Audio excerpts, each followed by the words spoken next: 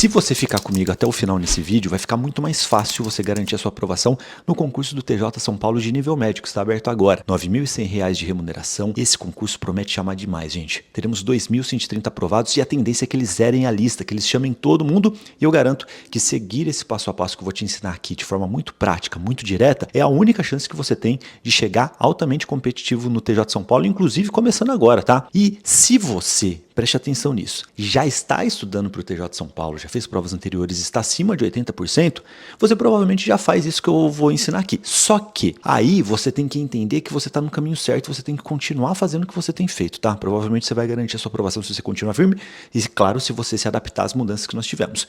Vai ter redação, gente, você não pode menosprezar o poder da redação, fechado? E agora eu vou mostrar para você, passo a passo, como que eu faria para garantir minha aprovação nesse concurso com base nas 400 principais questões desse concurso, que é um requisito muito simples que vai garantir sua aprovação. Então deixa a curtida, faça inscrição no canal, ative o sininho que eu prometo mais vídeos sobre o TJ São Paulo e eu quero saber a sua opinião sobre o TJ São Paulo. Você vai fazer esse concurso? Tem alguma dúvida? Tem alguma sugestão de vídeo novo? Mande aqui. Primeiro, você vai estudar com base prioritária nas 400 questões de provas anteriores do TJ São Paulo. Historicamente, o TJ São Paulo sempre teve 100 questões. E agora teremos menos, 70 questões, mas eles mantiveram a proporção das questões de cada matéria.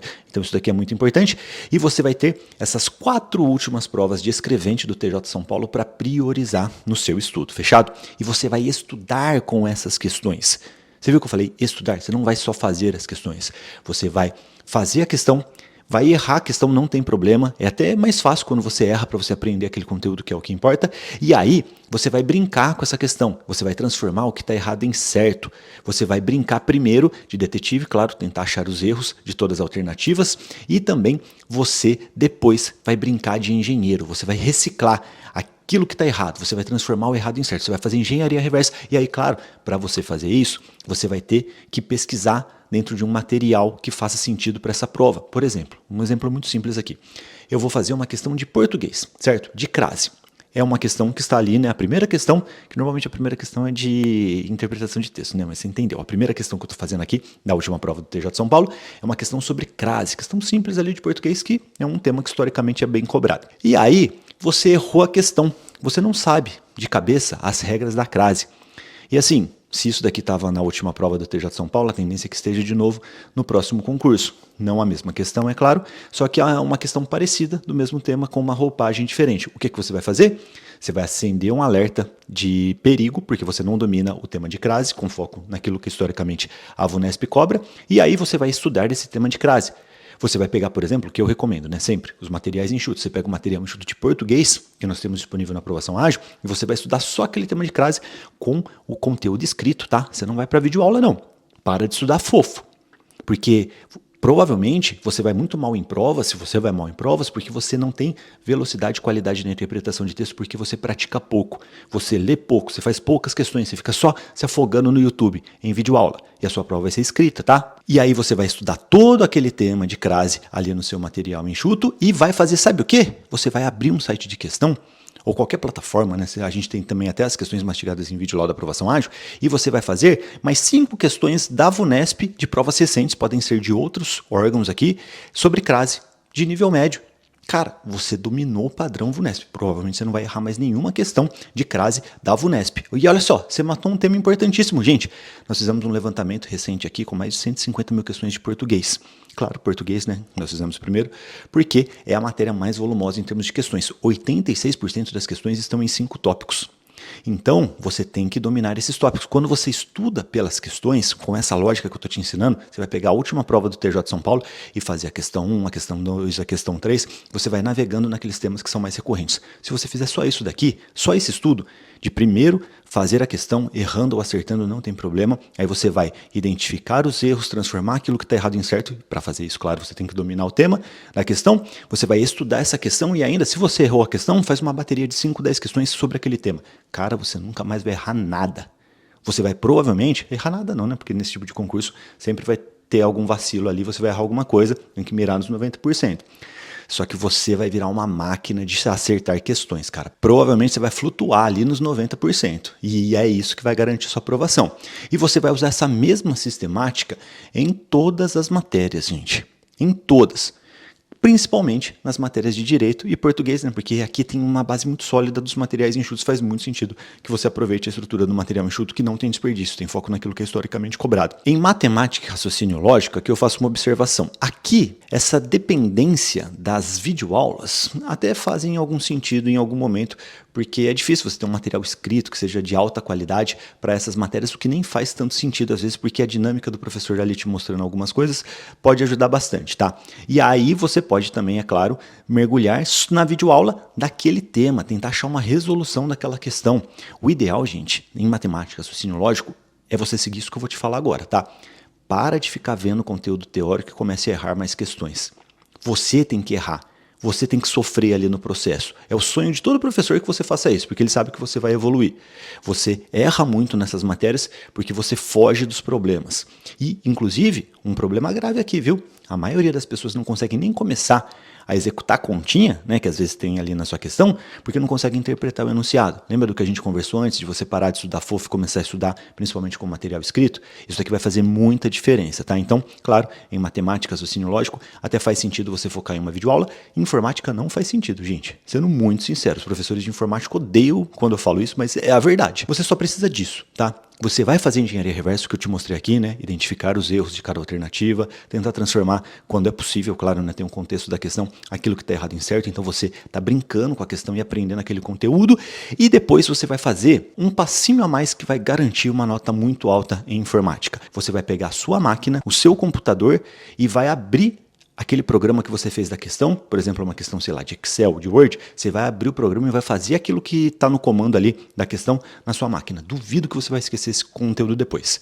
Você vai acertar um monte de questão porque as questões normalmente são bem parecidas.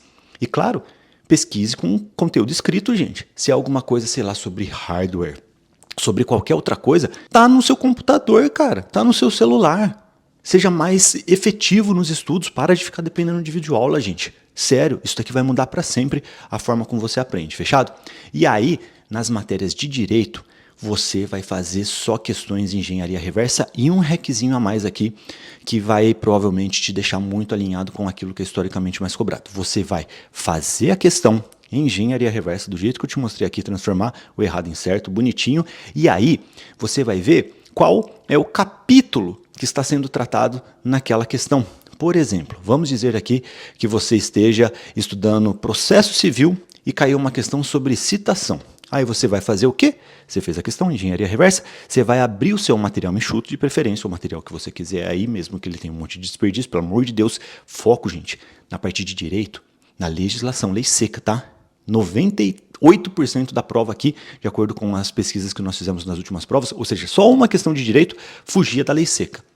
O resto é tudo lei seca, então prioridade na lei seca. Para de ficar olhando conteúdo teórico, doutrinário, jurisprudencial pesado. Não faz sentido, é um cargo de nível médio, tá? Aí você vai, nesse exemplo que eu dei, você fez a engenharia reversa, você vai entrar no seu material e estudar aquele capítulo de citação. E aqui é só você ter bom senso, tá? Se você olhar, por exemplo, que é um capítulo muito grande, cara, estuda só aquele artigo, só aquele subtítulo. Se você achar que às vezes é um conteúdo pequeno dentro daquele capítulo, né, no material enxuto fica muito fácil. Porque você pega o conteúdo, que é o capítulo daquele material enxuto, e estuda só aquele ponto. Porque a tendência é que na próxima prova caia uma questão de novo de citação com uma roupagem diferente, né, com um caso diferente ali no enunciado. E quando você faz isso daqui, cara, na prática, sabe o que acontece? Você começa a virar um especialista naquilo que é historicamente mais cobrado no concurso. Você fica um expert na lei de Pareto, que é aquela regra 80-20, que mostra pra gente que se você dominar aquele 20% que é mais relevante, você domina 80% da prova. Gente, a lei de Pareto aplicada no concurso é isso. 80% das questões estão em 20% do conteúdo. Por isso que quando você estuda com o histórico de questões do TJ São Paulo, você naturalmente se alinha a esse conteúdo. E esse estudo, gente, é essencial em praticamente todas as matérias. Você viu aqui, né, o que eu te mostrei, nas matérias básicas, português, só material enxuto, questões. Nas matérias de matemática, raciocínio lógico, você pode até ter um apoio da videoaula, só que só naqueles pontos bem específicos e de preferência olhando para as questões anteriores, para resolução de questões e tudo mais. Informática é só você ter acesso a qualquer máquina, qualquer computador que você consegue fazer esse estudo. É o estudo mais efetivo que existe. E em direito é só você ter um material adequado para esse concurso tópico por tópico, que aí eu recomendo sempre os materiais enxutos que estão disponíveis no curso completo da aprovação ágil. Inclusive, eu vou deixar um workshop grátis para vocês aqui no link da descrição, e aí você aprende passo a passo como garantir sua aprovação. Normalmente esse workshop vale R$197, a gente liberou de graça por tempo limitado, então clique aqui para aproveitar. E tem um detalhe só, gente. Tivemos algumas novidades em termos de conteúdo também, né? A legislação específica, que eles chamam assim agora também ali no TJ São Paulo. Nesses conteúdos, gente, nós não teremos tantas questões assim. Sabe por quê? Cara, eu estou mostrando para vocês, né, 400 questões essenciais. São as 4 últimas provas. A gente até consegue colocar mais questões ainda, porque a gente consegue juntar aqui as últimas provas de oficial de justiça do TJ São Paulo. Beleza, né? Você consegue aumentar um pouco o volume de questões. Só que temos alguns pontos novos. E nesses pontos novos, o que faz sentido é você comer com farofa material. Não teremos questões reais de provas anteriores na prática. Isso daqui é algo normal em todo o concurso e é algo importante, gente. O que eu estou falando aqui é principalmente para aquela galera que está iniciando e que não tem uma carga horária muito legal de estudos ainda. Cara, sério mesmo, se você só tiver 2 horas de estudos por dia, eu acho que você só pode fazer isso que eu estou te falando. Você vai priorizar o estudo por questões. É a melhor forma de estudar.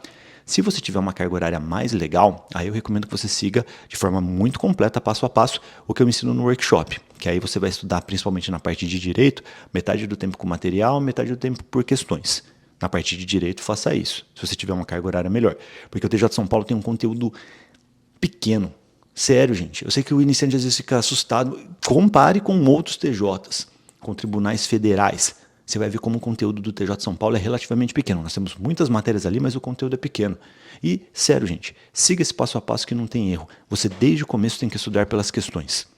Direcionar o seu estudo pelas questões. Quem fizer isso passa no concurso, quem não fizer vai ficar chupando o dedo.